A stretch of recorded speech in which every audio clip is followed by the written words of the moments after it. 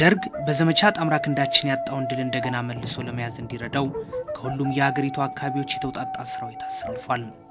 ከኤርትራ እስከ ደቡብና ምስራቅ ኢትዮጵያ ድረስ የነበረውን ጦር በተለያዩ አቅጣጫዎች በማሰማራትም ህወሓትንና ብአዴንን በማያዳግም ሁኔታ ለማጥፋት ከእቅዱ እስከ ተግባራዊ እንቅስቃሴው ድረስ ብዙ ደክሞበታል።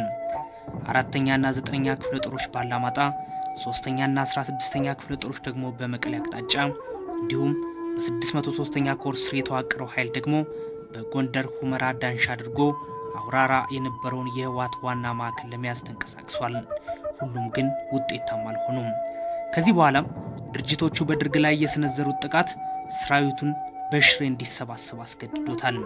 ከ30 ሺህ በላይ ሰራዊት ካለው የ604ኛ ኮር ጋር የተደረገው ፍርሚያ ታሪክ ይቀጥላል።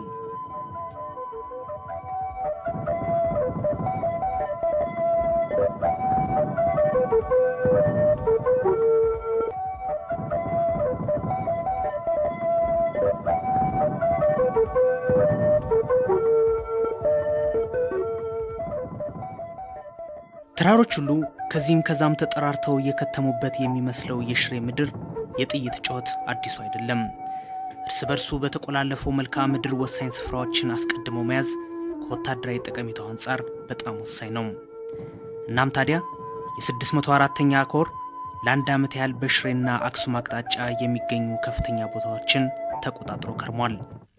ይህን ቦታ የመቆጣጠር ግዳጅ ነው የነበረን። ይህን ቦታ እንደተቆጣጠርን ይህምና ያለን ጎርጅ ተሻግረን ደግሞ ጠላት ከከተማ ሲወጣ ወይም ሲፈርስ ኮሎኔል ጀማል መሐመድ በኮሩ ላይ ጥቃት ለመፈጸም በነበረው ዝግጅትም ሆነ የማጥቃት እንቅስቃሴ ተሳታፊ ነበሩ። ማጥቃቱ ሲጀመር የኮሩ ኃይል የሚሸሽበትን አቅጣጫ መዝጋትና እንደገና ማጥቃት እንዳይጀምር የሚያስችለውን እድል ለመድፈን ወደ ተከዜ፣ ደባርቅና ዳባት ተጉዘው እዛ ከሚገኘው የደርግ ኃይል ጋር ውጊያ አድርገዋል። ይህኛውን ግዳጃቸውን ከፈጸሙ በኋላ ደግሞ ወደ ሽሬ ግንባር መጡ። እዚህ የተሰጣቸው ተግባር አዲግዳድ ከሚባለው አካባቢ ሰሜን ምስራቅ አቅጣጫ የነበረውን የደርግ ኃይል በመምታት ከፍታ ቦታዎችን መቆጣጠር ነበር። በዚህም ከነርሱ በስተቀኝ ለሚዋጉት ምቹ ሁኔታን በመፍጠር የሽሬ ከተማን ወደ ቀኝ በመተው አሁን አውሮፕላን ማረፊያው የሚገኝበት አካባቢ ላይ ከከተማ የሚሸሸውን ኃይል መምታትም የግዳጁ አካል ነበር። ማስታውሰው በተለይ በሽሬ ከተማ ንጋት አካባቢ ተጀምሯል ጦርነቱ። ሙሉ ቀን ውሏል። ሲመሽ አካባቢ ጠላት ወደ ከ12 ሰዓት ወደ 1 ሰዓት አካባቢ ከሽሬ ነቅሎ ወደ ጎንደር አቅጣጫ መሸሽ ነው የሞከረው። በወቅቱ የወገን ኃይል እየተከተለ በመሃልም እየቆራረጠ ውጊያው አድሯል። በነገታውም እስከ ተከዜ አካባቢ ሄዶ እስከ 3 ቀን አካባቢ የሚሆን ጊዜ እንደፈጀ አስታውሳለሁ።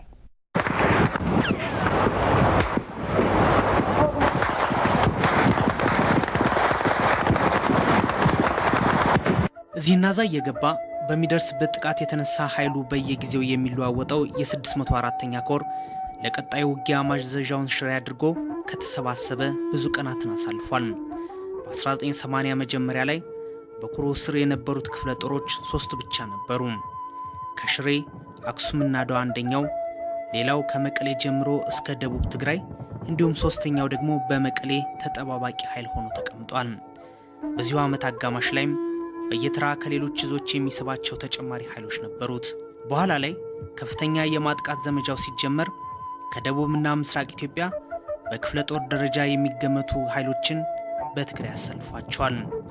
የዚህን ኃይል ወታደራዊ መሪነቱን ጀነራል ሙላቱ ነጋሽ እንዲወስዱ ተደረገ። ፖለቲካዊ አመራሩ ደግሞ በ50 አለቃ ለገሰ አስፋው። መጨረሻ ላይ 604ኛ ኮር 4ኛ፣ 9ኛና 16ኛ ክፍለ ጦሮችን በጎደላ ሟልቶ ለውጊያ አዘጋጅቷል። በባህር ዳር ስልጠናውን የጨረሰው የ103ኛ ኮማንዶ ክፍለ ጦርም ተጨምሮለታል። በአቅም ደረጃ ሲታይ እነዚህ በ3 ክፍለ ጦር ደረጃ የተገመቱ ቢሆንም ወደ ከ30 ሺህ በላይ ሰራዊት ነበረው። በነጭ ለባሽ ደረጃ ደግሞ ከ40 ሺህ የማያንሱ የህዝባው ሰራዊት ብሎ የሚጠራቸው ኃይሎች ነበሩት። በከባድ መሳሪያ ደረጃ ሲታይም ከ21 ተወንጫፍ ሮኬት የሚባል ጀምሮ እስከ መድፎችና ታንኮች ነበሩት። ይህ አጠቃላይ ኃይል ከኛ ኃይል ሲነጻጸር ኦልሞስት በሬሽዮ ሳይው 1:20 ይሆናል። ዝም ብሎ በግምት ማለት ነው።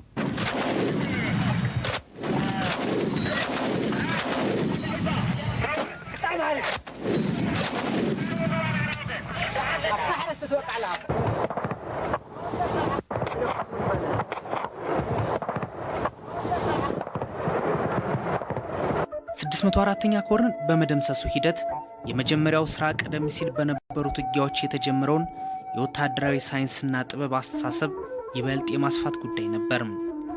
የደርግን ኃይል የሰበት ማዕከል በማጥቃት አመራሩን አዛብቶ አጠቃላይ ኃይሉን መደምሰስ ዋነኛ ማዕከል ያደረገው የወታደራዊ ሳይንሱ ሂደት በሂደትም ማስተካከያ እየተደረገበት የመጣ ነው። ስልጠናውም ከአመራሩ እስከ ታጋዩ ድረስ ደረጃ በደረጃ እንዲወርድ ተደርጓል። በዚህም አዲስ አስተሳሰብ ለመያዝ ከተቻለ በኋላ ወደ አደረጃጀት ለውጦች ነው የተገባው። የሜካናይዝድ ኃይሉ ባለሙያዎችም ወደ ውጭ ተልከው ሰልጥነው መጥተዋል። 604ኛን ለማጥቃት በነበረው ሂደትም የኢህአዴግ የሜካናይዝድ ኃይል በሁለት አቅጣጫ እንዲሰማራ ነበር የተደረገው።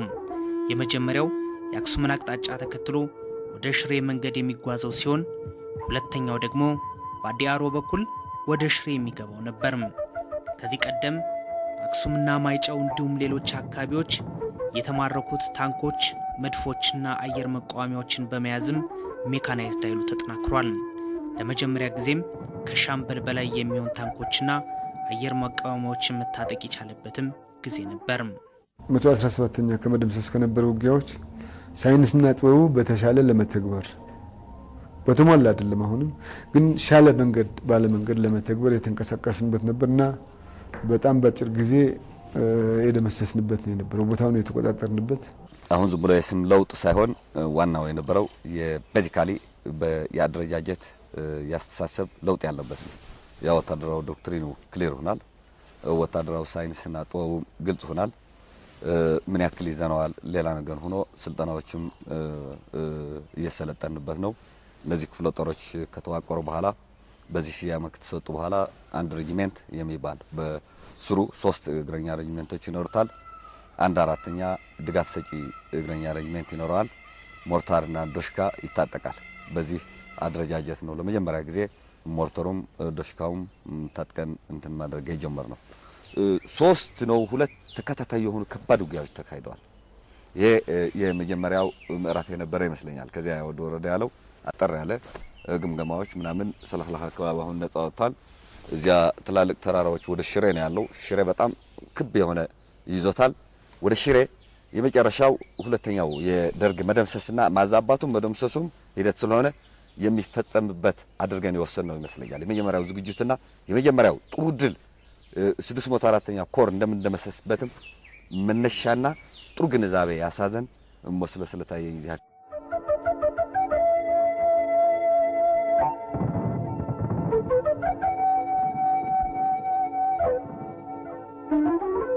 ደርግ ካደረገው የጸረ ማጥቃት ዘመቻ መክሸፍ በኋላ በሽሬ አክሱምና አድዋ ላይ ነው የሰፈረው። እነዚህንም የመረጠበት ምክንያት ደግሞ ሰፊ የመከላከያ ግንባር መስጠታቸው፣ ከኤርትራ ጋር ማገናኘታቸው እንዲሁም በቀላሉ እንዳይበተንም ከመርዳታቸው አንጻር ሊታይ ይችላል። አጋጣሚውም በኮር ደረጃ ለመጀመሪያ ጊዜ በ3ቱ ከተሞች ኃይሉ የተሰባሰበበት ነበር። ይህንን ኮር የመደምሰሱ እርምጃም ከፖለቲካዊና ወታደራዊ ፋይዳው አንጻር እጅግ ወሳኝ ድርሻ አለው። ነገር ግን በአንድ ጊዜ ደግሞ ሁሉንም ከጥቅም ውጭ ማድረግ አይቻልም።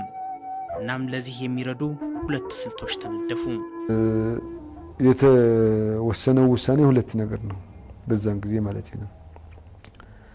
በአንድ በኩል ከኤርትራ የሚያገናኘውን መቁረጥ በዚህ አድርገህ መቀነስ ነው የነበረው። ከኤርትራ የሚያገናኘውን መቁረጥ ማለት ነው። አሁን በኤርትራ በራማ ነው የሚገናኘው እና ከዚህ ኮንቮይ ምናምን ሲያንቀሳቅስ ከፍተኛ ኃይል ስለሚያንቀሳቅስ መቁረጥና ማዳከም ነው የነበረው በየአካባቢው ማለት ነው።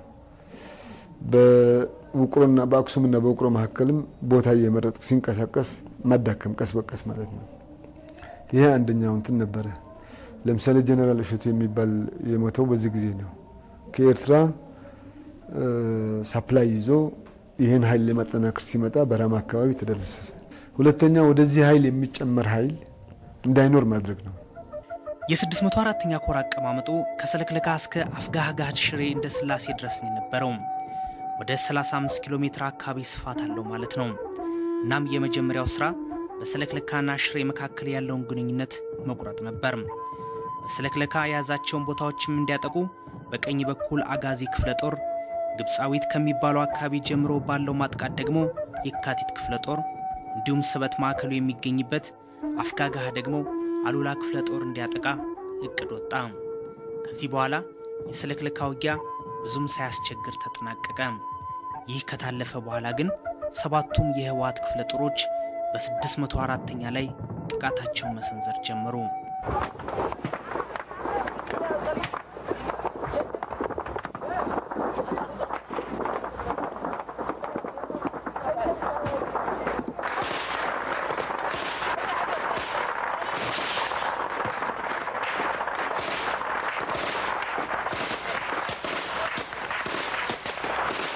ትልቁ የሽሬ ላይ ትልቅ ውጊያ ተደረገበት የሚባል ልክ አፍጋህጋህ እንዳደረግነው አይነት እንትን መንጀር ከያዘው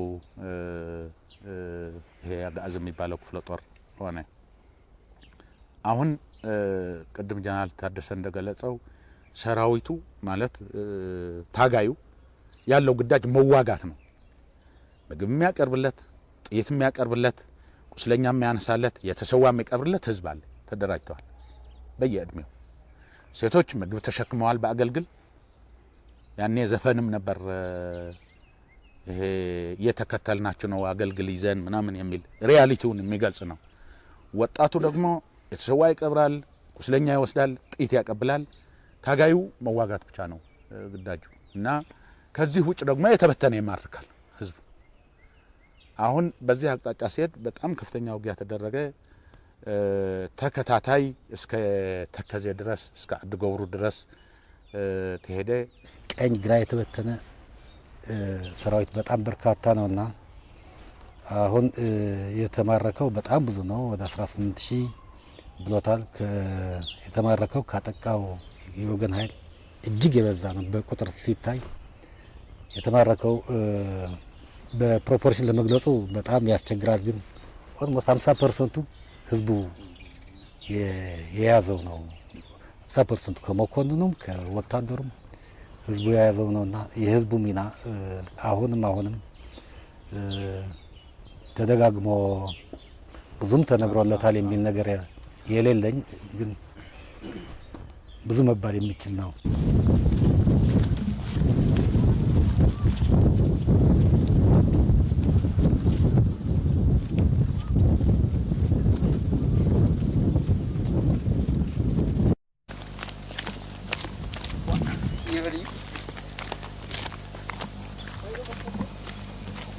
ስድስት 604ኛ ኮር መፍረስ ጀምሯል። የሚቻለውም ወደ ጎንደር እየሸሸ ነው።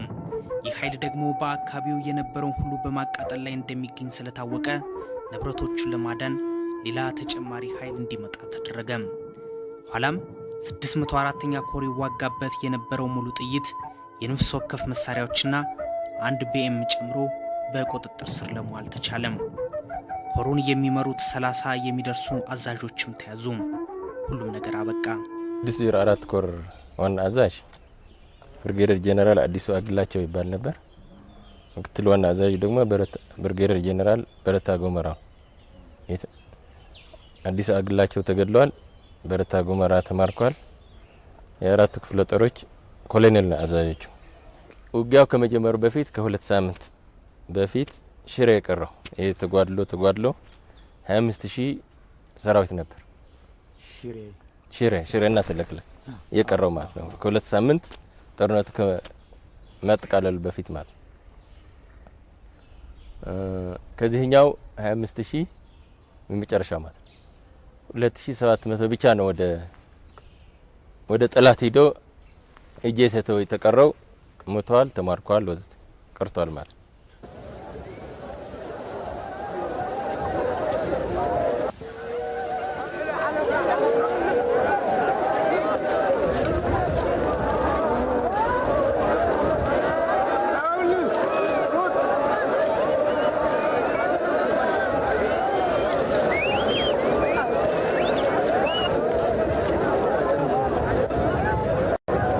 ምንም እንኳን ኢህአዴግና ሻዕቢያ መሰረታዊ የፖለቲካና የዓላማ ልዩነት ቢኖራቸውም ደርግን ለመጣል በነበራቸው ትብብር መሰረት የ604ኛ ኮር ለመደምሰስ የሻዕቢያ ኃይሎችም ተሳታፊ ነበሩ።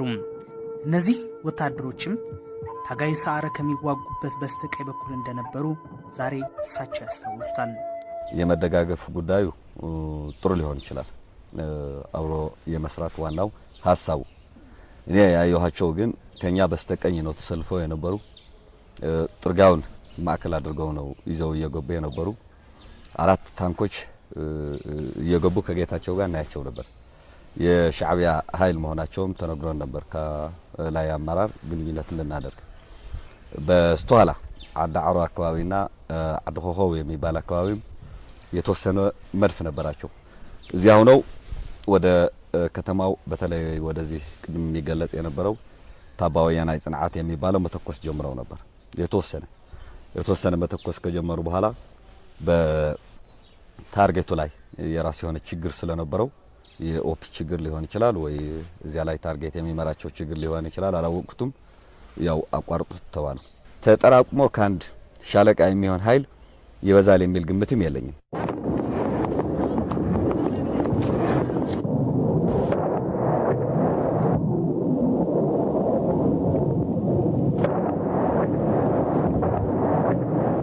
ዳግማዊ ሐውዜን በሚል ዘመቻ ለአንድና ለመጨረሻ ጊዜ ጥቃት የተፈጸመበት የ604ኛ ኮር እንዲህ ፍርክስክሱ ከወጣ በኋላ እንደገና ተመልሶ አልተቋቋመም።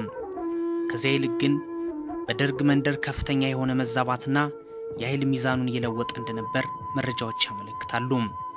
መቀሌ የነበረውና 16000 የሚደርሰው የሰው ኃይል የያዘው 2 ሜካናይዝድ ጦር ወደ ማይጨውና አላማጣ፣ አዲግራት የነበረው 119ኛ ብርጌድ ደግሞ ወደ አስመራ እንዲሁም ሁመራ የነበረው ሰራዊትም ወደ ጎንደር በራሱ ጊዜ ለቆ ወጣ። ኢህዴንም በሰሜን ወሎና ጎንደር ነፃ የዋጣቸው አካባቢዎች እያሰፋ መጥቷል። ደርግ የሰራዊቱን መሸነፍም ከራሱ አንጻር ሳይሆን በሌላ ማሳበብ ያዘ።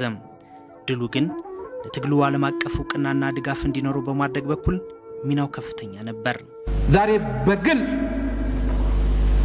በማያሻማ ሁኔታ የትግራይ ወንበዴዎችና የኤርትራ ወንበዴዎች ባቋቋሙ ባካሄዱት ያለፈው ጉባኤያቸው አጥፍቶ መጥፋት ነው ብለዋል።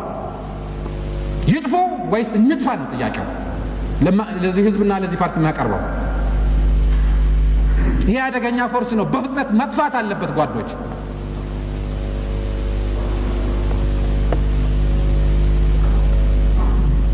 እስካሁን ድረስ በዚህ አቅጣጫ ብዙ ትግል ተደርጓል ብንልም ቅሉ ከጉዳዩ አሳሳቢነትና ከነኚህ ወገኖች መሰሪ አቋም አንጻር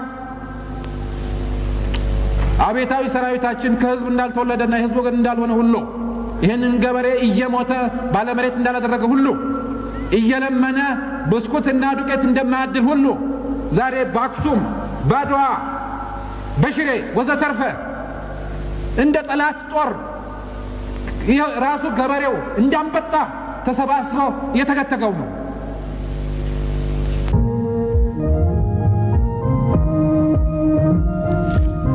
እነዚህ የኮሮቹ መደምሰስ ከፍተኛ አስተዋጽኦ ነው ያደረገው ለውጭ እንቅስቃሴያችን በአጠቃላይ እንኳንና አባል ላልሆነው ውጭ ላለው በውስጡ ላለነው በአባልነት የሚሆን በስራው ውስጥ ያለነው በአጠቃላይ ይህን ያህል ኃይል ተደምሰሰ ሲባል በቲዮሪ ብቻ የምናውቅ ሰዎች ማመንም የሚቸግር ነበረ።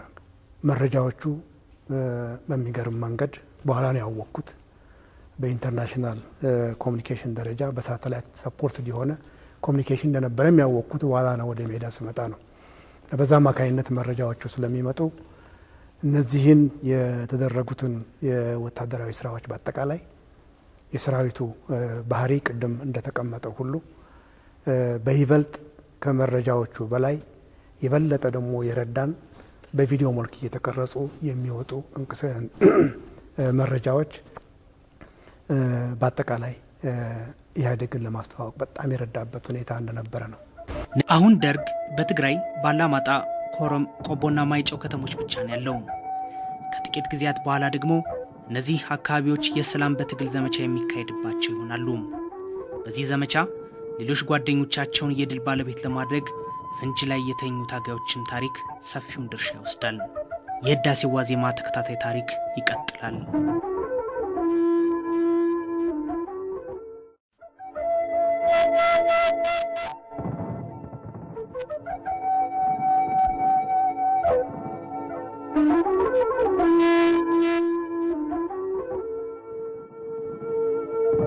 ከ604ኛ ኮር መደምሰስ በኋላ ህወሓትና ብአዴን ከአንድ ዓመት ያላነሰ የዝግጅት ጊዜ በመውሰድ ወደ ድርጅታዊ ጉባኤን የተሸጋገሩት።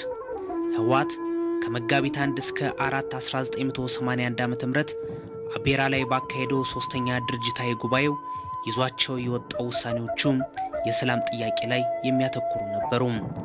የደርግ ኃይል ፈርሶ ሁሉንም ተቋሚ ኃይሎች እንዲሁም ራሱ ደርግን ጨምሮ የሚያሳትፍ ስርዓት እንዲመሰረትና የኤርትራ ጉዳይ በሰላማዊ መንገድ እንዲፈታ በተጨማሪም ሀገሪቱ ከምትገኝበት ቀውስ ለመውጣት ያስችላሉ ባላቸው ጉዳዮች ላይ አቋሙን ይፋ አደረገ። ቀሪው ህዝብም ለቀጣይ ትግል መዘጋጀት እንደሚኖርበትና የያኔው ኢህዴን የዛሬው ብአዴን የሚጠናከርበትን መንገድ ማመቻቸት እንደ ዋነኛ ግብ በመያዙ ላይ የጋራ መግባባት ተደረሰ።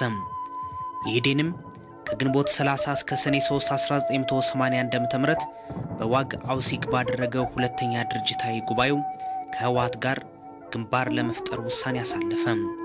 እንደ ህወሓት ሁሉ በሰላም ጉዳይ ላይ ተመሳሳይ ጥሪ ያቀረበ፣ ኃይሉንም በክፍለ ጦር ደረጃ ማደራጀት ጀምሯል። ከዚህ በኋላም ነበር ሁለቱ ድርጅቶች ኢህአዴግን ለመፍጠር ሰኔ 1981 ላይ በአረቋ የተገናኙት። በዚሁ ስብሰባ ላይ በኢህዴን ውስጥ የነበሩት የኦሮሞ ተወላጆችም የራሳቸውን ድርጅት መመስረት እንዲችሉ አስፈላጊው ዝግጅት እንዲደረግም የጋራ አቋም ተይዞ ነበር። ድርጅቶቹ ሲጠቀሙበት የነበረው የሬዲዮ ጣቢያ አንድ ላይ ተቀላቅሎ የኢትዮጵያ ህዝቦች የሰላም የነጻነትና የዲሞክራሲ ድምፅ እንዲባል ተደረገ። አሪቋይ ላይ ኢህአዴግን መስርተናል፣ ፕሮግራሙን አጽድቀናል። በአመራር ደረጃ በጉባኤዎቻችንን መመስረት አለብን ብለን አጽድቀናልና ሁለቱም ጉባኤዎች የወሰኗቸውን ተግባራዊ በማድረግ አርማውን፣ የድርጅት ስሙን፣ ፕሮግራሙን፣ ህገ ደንቡን እና ልሳኑን አብዮታዊ ዴሞክራሲ የሚለው ልሳኑንም አሪቋይ ላይ 81 ክረምት መጀመሪያ አካባቢ አጽድቀን ወጥተናል። በየአቅጣጫው የሚታገሉ የፖለቲካ እና የፖለቲካም የትጥቅም ትግል የሚያካሂዱ በሀገር ውስጥም በሀገር ውጭም ካሉ ሁሉም በዚሁ የሰላም ጥሪ ሊታቀፉ ይችላሉና ይህን በሰፊው እንስራበት ተብሎ የታወጀበት ምክንያት ነው። ከአንዳንዶቹ ድርጊቶች ጋር ቀደም ሲልም የተደረገ ግንኙነት እንደነበረ መታሰብ ያለበት ይመስለኛል። ከዛ በኋላ ቀደም እንደተባለው ግንባሩ በዋነኛነት በሁለት መልኩ የአብዮታዊ ዲሞክራሲያዊ ኃይሉ እና የሌላው ደግሞ ኃይል ሰፊ ግንባር ዜማም ዘፈኑ ነበረው። ሰፊ ግንባር የሚል ታስታውሱ እንደሆነ በዛን ጊዜ ዘፈኖችም መዝሙሮችም የነበሩት ነውና በትልቁ የተስተጋባበት ሁኔታ ነው ያለው።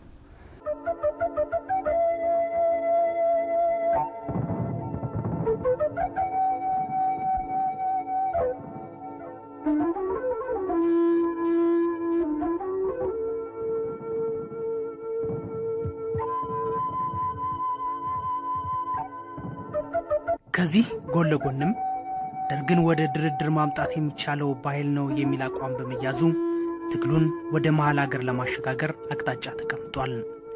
ደርግም እንደታሰበው ለሰላም ጥሪው የሰጠው ምላሽ አዎንታዊ አልነበረም። እናም የማይቀረው ረጅሙን ጉዞ መቀጠል እንደሚያስፈልግ የግድ መሆኑ ታወቀ። ምላሹ ይህ ከሆነም ሰላማችንን በትግላችን እናረጋግጣለን በሚል የሰላም በትግል ዘመቻን ለመጀመር ዝግጅቱ ቀጠለ። ከማይጨው እስከ ደሮ ግብር ድረስ የመሸገውን 605ኛ ኮር ለመደምሰስ ወደ መሃል ሀገር ለሚደረገው ጉዞ አመቺ ሁኔታ መፍጠርና ተጨማሪ ትጥቅ ማግኘት ደግሞ የዘመቻው ዋነኛ ዓላማዎች ነበሩ። ሆኖ ማጨውን ማዕከል ያደረገው አንደኛ ክፍለ ጦር ነበር። ማጨውና አካባቢው ሁለተኛ 7ኛ ክፍለ ጦር ማዕከሉ ኮረም ነው። ኮረምና አካባቢው ዙሪያን ይይዛል። ሶስተኛ 27ኛ ክፍለ ጦር ማዕከሉን አላማጣ ያደርጋል እስከ ቆቦ ያለው ማለት ነኝ። በፊት ያሉት አሰላለፍ ናቸው። ወደ እንትን ስንመጣ ትርጉም ስላለው 12ኛ እግረኛ ብርጌዶች፣ አንድ ልዩ ኮማንዶ ብርጌድ የሽሬ የተደመሰሰው ቀሪማት፣ ሁለት አየር ወለድ ከኤርትራ የመጡ አዲስ አየር ወለድ ብርጌድ፣ ሁለት ሜካናይዝድ ብርጌድ ጠቅላላ የሰው ኃይል ድምሩ 38178 ኃይል የተዘረጋበት 605 ኮር የሚባል አሰላለፍና አቅም የነበረው 605ኛ ኮርን የመደምሰስ እቅድ በሁለት ምዕራፎች እንዲካሄድ ተደርጎ የተዘጋጀ ነው። የመጀመሪያው ካላጌ እስከ ሁጉም ቡርዳ የነበረውን ኃይል መምታት ሲሆን ቀሪው ኃይል ወደ ደሴና ወልዲያ እንዳይሸሽ ደግሞ በቆቦ ወልዲያ ዘጊ ኃይል ተመድቧል። በዚህ ውጊያ የአንደኛው ክፍለ ጦር በሁለት ቀን ውጊያ ተደመሰሰ። ይህንን ኃይልም ለመርዳት ከቆቦ አላማጣ የተውጣጣ ኃይል የማጥቃት እንቅስቃሴ ጀመረ። ከዚህ ኃይል ጋር ለአንድ ቀን የመከላከል ውጊያ ከተደረገ በኋላ የቆቦ ወልዲያን መንገድ ከዘጋው ኃይል እየተወሰነው ወደ ቆቦ ኮረም አላማጣ እንዲወርድ በማድረግ አላማጣን መቆጣጠር ተቻለ። የውጊያው ሁለተኛ ምዕራፍ ከዚህ ይጀምራል። የደርግ ኃይል መከላከል ባለመቻሉም የሸሸ ቆቦ ላይ መከማቸት ያዘ። በዚህ አካባቢ በሚደረገው ዘመቻ ላይ ግዳጅ ከተሰጣቸው ክፍለ ጦሮች መካከል ደግሞ ታጋይ አብርሃ ወልደ ማርያም ይመሩት የነበረው የማዕበል ክፍለ ጦር አንዱ ነው። እነሱ ከነበሩበት ምዕራብ ትግራይ ተነስተው እዚህ እስኪደርሱ ኮረም ድረስ ያለው ውጊያ ተጠናቆ ነው የቆያቸው። ከሌሊቱ 6 ሰዓት ላይ ቦታው ደርሰው ቀጣዩን ግዳጃቸውን ወሰዱ።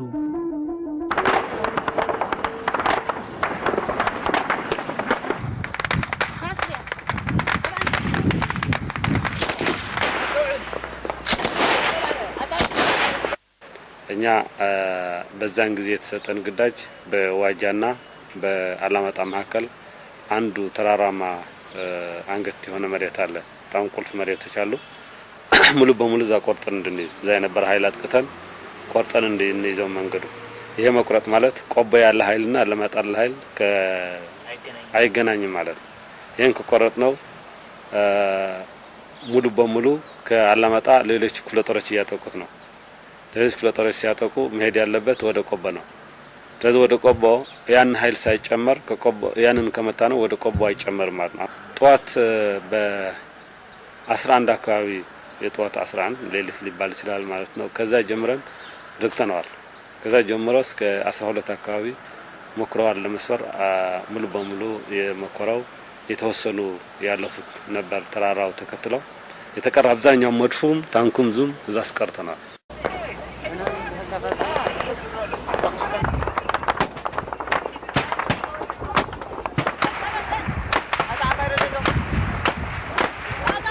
ከዚህ በኋላ የሚጠብቃቸው ለዓመታት በተደረገው የትጥቅ ትግል ሂደት ውስጥ ዛሬም ድረስ አይረሴ ከሆኑት አበይት ክስተቶች መካከል አንዱ የሆነው ውጊያ ማካሄድ ነበር።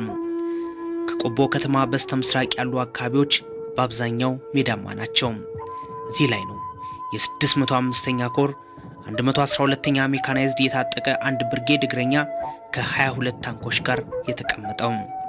በምዕራብ አቅጣጫ ደግሞ ጣሊያን በድሮ ጊዜ የገነባው እጅግ በጣም ጠንካራ ምሽግ የያዘ ኃይል አለ። በዚህ አቅጣጫ እንዲያጠቁ መቅደላ፣ ቀይ ኮከብና ሜዴ ግዳጅ ወስዷል። ከደሮ ግብር በኋላ ያለውን ኃይል በመዝጋት ተጨማሪ ኃይል እንዳይመጣ ለማድረግ አጋዚ ክፍለ ጦር አለ። ከሁሉም በላይ ግን በምስራቁ በኩል ያለው ውጊያ በባህሪው እጅግ አደገኛና ፈታኝም ነበር። 22 ታንክ ወደ ያዘው ዋናው ኃይል ለመድረስ ብዙ መታለፍ ያለባቸው ጉዳዮች አሉ። መጀመሪያ ላይ በሽቦ የታጠረ ምሽግ፣ ይህ ደግሞ እንደገና በካናል ተቆፍሯል። ቀጥሎ በሁለት ዙር የታጠረ ፈንጂ ያጋጥማል። ከዚህ ሁሉ በኋላ ነው 22ቱ ታንኮች ጋር መድረስ የሚቻለው። እንዲሁም ጠቃሚ የሚባሉት ሰበርባራ መሬቶች በምሽግ ተይዘዋል። ከሁሉም በላይ ደግሞ በምዕራብና ምስራቅ ያሉት ኃይሎች መተጋገዝ እንዳይችሉ ማድረግም ውጊያውን በውጤታማነት ለመጨረስ የራሱ የሆነ አስተዋጽኦ ነበረው። የቀረው አሁን ማይክሮዌቭ ላይ በሸዋጦር በፈንጂና በካናል ያለው 22 ታንክ እና ይሄን ምሽግ የያዘ ሰራዊት የቀሩ አባሎች ይቀራሉ። ፈንጂ ለማጥረግ ግን ሁለት ነገር ችግር አለ። አንደኛው በሌሊት ማጥራት ነበረብን። እንደዚህ የሰለጠነ ለዛ ለማድረግ በተኩስ ነው ፈንጂ ማጥራት አይቻልም በዛን ጊዜ። ስለዚህ በተኩስ ሆነ ፈንጂ ልታጠራ ኦሬዲ የሚያጠራ በተኩስ ነው ነግተዋል። ሁለተኛ ይሄን በዘመናዊ የሆነ መሳሪያም የለም በአጭር ጊዜ ተኩስኩም ለማድረግ። ስለዚህ የነበረ አማራጭ ሰራዊት እንዳለ ረግጦ የመግባት ጉዳይ ነው። ስለዚህ ሰራዊት ረግጦ መግባት ስላለበት ይህን ውሳኔ መጀመሪያ የተመደቡ ሻምበሎች ተመርጠው የገቡ ሻምበሎች አመራሮች አሉ። አንዱ ዘውዱ እንለዋለን፣ ወድ ዘውዲት እንለዋለን፣ አንዱ ሰገን ብለን የምንጠራቸው የነሱ ሻምበሎችን ተመርጠው የመጀመሪያ ሰዋሪዎች እነሱ ናቸው። እነሱን ሲገቡ ከነሱ ወድ ዘውዲት የሚባሉ እነዚህ ነገሮች ኦሪየንቴሽን ሰጥቶ ይሄን ሲሰራ ሁለት ልጆች ሻምበል ሙሉ ፈንጂ ከሚረግጥ እኛ ሀጎስ የሚባልና ብርሃኑ አዲሶች ናቸው። አንዱ 6 ወር ያደረገ ነው። እነዚህን እኛ መስዋዕት ከፍለን አህዳችንን ማዳን አለብን። አህዳችንን ቀጥሎ ምሽግ ሰውሮ እነዚህን ታንክ መቆጣጠርና የታሰበውን ድል ማምጣት አለባቸው። ስለዚህ እኛ መስዋዕትን እኛ ብቻ እንከፍላለን ብለው ገና ጊዜ ሳይሰጡ ወደ ምሽግን ተረማምደው ገብተው ፈንጂ ላይ ይተኛሉ። ፈንጂ ላይ ከተኙ ይህንን ኦሬዲ ሌላ አማራጭ የላቸውም። እነዚህ ሰዎች ኦሬዲ ወስነዋል። አጥሩ በሳንጃ ቆርጠውታል። ኦሬዲ ለማስገቢያ የሚሆን በሳንጃ ተቆርጠዋል። የቀረው ፈንጂ ነው። ፈንጂን በእነዛ መንገድ አድርገው ሁለት እነዚህን የከፈሉት መስዋዕትን በእነሱ ላይ ረግጠው ሁለት ሻምበሎችን ገብተዋል። ሁለት ሻምበሎች ከገቡ በኋላ ቀጥሎ አጥሩ ተሰውረዋል። ፈንጂን በእነዚህ ሁለት መስዋዕት ተፈተዋል። እነዛን ረግጠው ምሽጉን ሰውረዋል። ምሽጉ ሰውረው ካናልን ከሰበሩ በኋላ የቀረው ታንክ ነው። ስለዚህ በታንክ እጅ በእጅ ገብተዋል። እነዚህ ሰዎች እጅ በእጅ በገቡበት ጊዜ ያላቸው አማራጭ እነዛ ታንኮችን መርገጥ ነው። ይሄ የገባ ካናል ሜዳ ስለሆነ አሁን ከታንክ ጋር ነው። አሁን ምን ተሰውረዋል? ትርኳራው ተሰውረዋል፣ ፈንጅ ተሰውረዋል፣ ካናል ተሰውረዋል። አራተኛ ያለቀረው ታንክ ነው። ያን ታንክ እንደዛ ከገባ በኋላ ተዘጋጅተው የቆየ መርገጥ ጀመሩ። አንዱ መጀመሪያ መርገጥ ሲጀምር የአራተኛ ሬጂመንት ምክትል የነበረው ገረዝጌር ሞርታር ብለን ነው የምንጠራው። የመጀመሪያ አንድ ታንክ ወጥቶ በቦምባቻ አይና ትሮት የምንለው ይሄ ነው። ይሄ ተገነጠለው የታንክ ትሮት እዛ ቦምብን ያስገባል፣ አንድ ያቃጥላል። የተቀሩ ሌሎችም እንደዛ ያደረጉ አንድ 6 የሚሆን አቃጥለዋል። 20 ከ22 አንድ 6 የሚሆን ከ22 ሲያቃጥሉ እነዛ ታንኮችን መቆም ጀመሩ። መርገጥተው መቆም ጀመሩ። ውጊያው አሁንም እንደቀጠለ ነው። አመሻሹን 12 ሰዓት አካባቢ ከተማውን እንዲዘጋ የተሰለፈውን ኃይል በመስበር ደርግ ተጨማሪ 8 ታንኮችን ወደ አውደ ውጊያው አስገባም። ሌሊቱንም ሙሉ በዚህ ሲከላከል አደረም። የኢህአዴግ ኃይልም እንደገና ተደራጅቶ ውጊያው ተቀጣጠለ። መሬት ቁና ሆነች። ታንኮችን ለመዋጋት ሌላ ጸረ ታንክ መሳሪያ ስለሌለ በእጅ ቦምብ ብቻ የመዋጋት ዕድል አልተቀየረም። ለ48 ሰዓታት በምልልስ የተደረገው ውጊያ ግን የኋላ ኋላ ላይ መጨረሻው እየተቃረበ መምጣቱን የሚያሳይ ፍንጮች ማሳየት ጀመረ። የደርግ ታንኮች እየጨፈለቋቸው ቢያስቸግሯቸውም 5 የሚሆኑትን ግን ሰንሰለታቸው ተመታና ረገብ አሉ። የቆቦው ጦርነት በተጀመረ በሁለተኛው ቀን 11 ሰዓት አካባቢ የደርግ ኃይል መሸሽ ጀመረ። እነዛ ላስቀርብ ብለው የነበሩት ታንኮችም ሁሉ ተማረኩ። እንደ ቀድሞ ውጊያዎች ሁሉ ደርግ ከአስመራም ሆነ ከደብረ ዘይት ለቆቦ ውጊያ የአየር ድብደባ ድጋፍ መስጠት አልቻለም። ከሽቦ አጥር ከፈንጂና ታንክ ጋር የተደረገው ውጊያም መጨረሻውን አግኝቷል። የተቀመጠለትን ዓላማም ማሳካት ችሏል። ከነሐሴ 23 እስከ ጳጉሜ 5 ድረስ የተደረገው የሰላም በትግል ዘመቻም ተጠናቋል። የሰላም በትግል ኦፕሬሽን በእኔ አስተሳሰብ ከባድ አድርጌ የማነሳው ምንድነው ሰውና ብረት የተዋጋበት ነው። በደርግ ላይ ቅድም ሲነሳ የነበረው ይሄ አላማጣን ጨምራ አላማጣ የነበረው መካናይዝድ ብርጌድ ሸሽቶ ወደ ቆቦ የመጣበት፣ ቆቦ የነበረው መካናይዝድ ብርጌድ ቆቦ ላይ ተደራጅቶ ወደ ዶሮ ግብር ለመውጣት ከፍተኛ ትንቅንቅ ያደረገበት፣ ታጋዩ ደግሞ የያዘውን ካላሸንና ሰውን እና የዓላማ ጽናቱን ብቻ ይዞ ከብረት ጋር ተጋጭቶ ያሸነፈበት ስለነበረ ከጠላት አንጻርም ከፍተኛ የመንቀሳቀስ ችሎታ አለው። ሙሉ በሙሉ ሜዳ ነው ያለው እና እዚህ ከፍተኛ ትግል የተደረገበት ነው ሊባል ይችላል። የታጋዩ ጽናቱንም በሚገባ ያጎላ ነው። ታንክን የሚያክል በሰው በታጠቃት ብረት ያንን ያክል ኃይል ማሸነፍ ቀላል ነገር አልነበረም። እንግዲህ ሰላም በትግል ኦፕሬሽን ማለት 605ኛ ኮርን የመደምሰስ ውጊያ ማለት ነው። መሸጋገሪያ ወደ ኢህአዴግ ፋና ነው። ኢህአዴግ ፋና ማለት ወደ መሀል ሀገር ዘልቆ የሚገባ ኦፕሬሽን ማለት ነው እና ወደዛ የሚሄዱ ዩኒቶችም እንትን ተደርጎ ነበር። ኦሬዲ ተለይቶ ነው የነበረው። ስለዚህ እስከዛ ድረስ የነበረው ማን ከ625 እስከ 605 ኮር በኋላ ማን ወዴት ይሄዳል የሚል የታወቀበት ሁኔታ ነው የነበረው እና አደረጃጀቱም የውጊያዎች አደራጀት ይህን መሰረት መነሻ ያደረገ ነው። አሁን ትግራይ ሙሉ በሙሉ እንዲሁም አብዛኛው ሰሜን ወሎና ሰሜን ጎንደር ነጻ ወጥተዋል። ከሌሎች የኢትዮጵያ ዴሞክራቲክ ኃይሎች ጋር በመሆን ግን ደርግን በመደምሰስ ዴሞክራሲያዊ ስርዓት መገንባት የግድ ስለሆነ ወደ መሀል ሀገር የሚደረገው የኢህአዴግ ፋና ዘመቻ በ3 አቅጣጫዎች ቀጠለ።